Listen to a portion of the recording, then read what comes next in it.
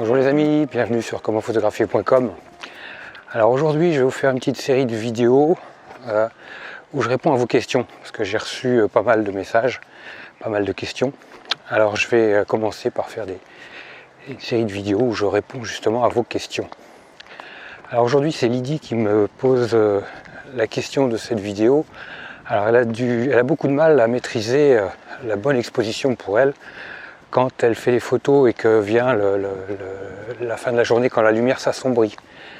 Et elle fait beaucoup de photographies animalières ou des choses comme ça, donc c'est compliqué pour elle, pour arriver à avoir un résultat satisfaisant dès que la lumière s'assombrit. Alors déjà, bon, quand on fait des photos, quel que soit le type de photographie, ce qui est important, c'est le mode de prise de vue. Quand on veut absolument travailler en mode manuel, la difficulté, c'est que quand la lumière baisse, nos photos s'assombrissent. C'est pour ça que moi je vous encourage à utiliser des modes semi-automatiques, priorité vitesse ou priorité diaphragme. En l'occurrence, si vous voulez faire de la photo animalière, vous allez avoir besoin de vitesse. Parce que, en effet, vous allez devoir capter les animaux de façon rapide et être sûr de pouvoir bien les figer dans leur mouvement si c'est ce que vous recherchez. Donc mode priorité vitesse, c'est-à-dire que vous choisissez la vitesse qui vous convient. La sensibilité ISO, vous l'avez définie en amont en fonction de la luminosité. Et après, l'appareil photo avec le diaphragme s'arrange pour vous donner une exposition correcte. C'est la même chose quand on fait de la photo de paysage. On se met en mode priorité diaphragme. On choisit notre diaphragme pour avoir la bonne profondeur de champ.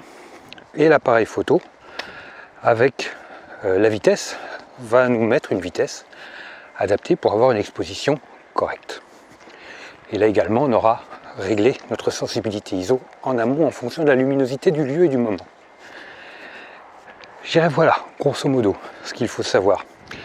Ensuite, avec le mode manuel, par exemple, quand la lumière baisse, qu'est-ce qu'il va falloir faire? Alors soit on ralentit la vitesse, parce que comme la lumière baisse, nos photos s'assombrissent. Si on veut que nos photos reprennent de la luminosité, il va falloir ralentir la vitesse. Par exemple, si je suis au 125e, je vais ralentir, passer au 60e par exemple. Au 60e de seconde par rapport au 125e, je vais gagner un stop de lumière, ce qui est déjà pas mal. Et si c'est pas nécessaire, je vais repasser au 30e de seconde. Mais là, attention, parce que la vitesse, il faut qu'elle soit raisonnablement suffisante pour ne pas risquer le flou de bouger de la part du photographe. Donc bon, maintenant c'est vrai qu'on a des appareils photo avec les capteurs stabilisés, les optiques stabilisées.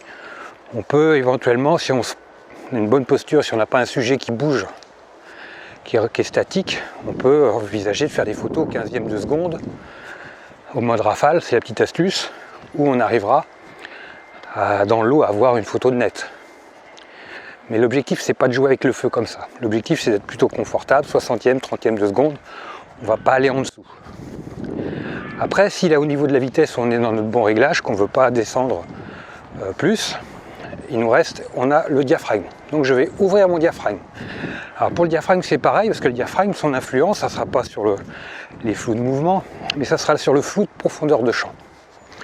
À la différence de la vitesse, là on va agir sur la zone de netteté. Plus vous ouvrez votre diaphragme pour gagner de la lumière, mais plus vous allez réduire votre zone de netteté.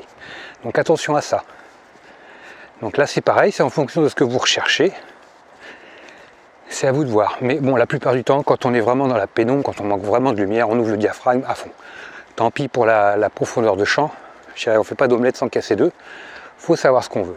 Alors malgré tout, si vous avez besoin de fermer un petit peu votre diaphragme pour un confort de profondeur de champ, en dernier sort, il vous reste la sensibilité ISO. Donc, si vous êtes à 100 ISO, passez à 200, passez à 400, en fonction de ce dont vous avez besoin. Après, il faut savoir que plus vous allez monter en sensibilité ISO, plus vous risquez de dégrader la qualité de l'image. Mais bon, c'est comme tout, il faut faire des choix. Donc je pense que vous avez tout ce qu'il vous faut comme information pour parvenir à faire des photos correctement exposées, même quand la lumière vient à baisser. Par contre, sachez une chose, même quand la lumière baisse, à un moment donné, dites-vous bien que votre appareil photo il a ses limites et que si vous ouvrez Si vous montez la sensibilité ISO à fond, vous allez avoir du bruit, beaucoup de bruit. Après, je sais que parmi vous, il y a certains qui ne supportent pas ça et refusent de monter au-delà d'une certaine sensibilité ISO. Donc si vous êtes dans ce cas-là, que vous n'acceptez pas le bruit, que vous ne pouvez pas le retravailler, ou que vous ne voulez pas aller au-delà d'une certaine sensibilité ISO, ben, il faut accepter aussi de ne pas faire la photo. De vous dire, bon, ben, j'ai pas le matériel pour, je suis pas équipé pour, et que ça ne sert à rien de faire des photos que je vais jeter, parce que je les trouve pas bonnes. Là aussi, il faut savoir se faire violence et se dire, bon, ben, est-ce que c'est raisonnablement nécessaire de faire des photos dans ces conditions-là? Au début, c'est difficile de se dire, non, je vais pas faire de photos parce que je vais quand même essayer. C'est tout à votre honneur, il faut essayer. Dans la vie, en photographie, si on veut progresser, il faut essayer.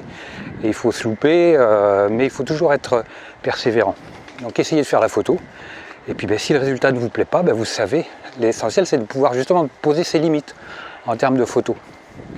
Donc dans ces cas-là, ben, vous vous dites là, les conditions sont trop sombres, les réglages que je vais devoir appliquer, j'aurai trop de bruit, ou j'aurai pas une bonne profondeur de champ, je vais être flou, je risque d'être flou, ou il faut que j'aille une vitesse trop lente.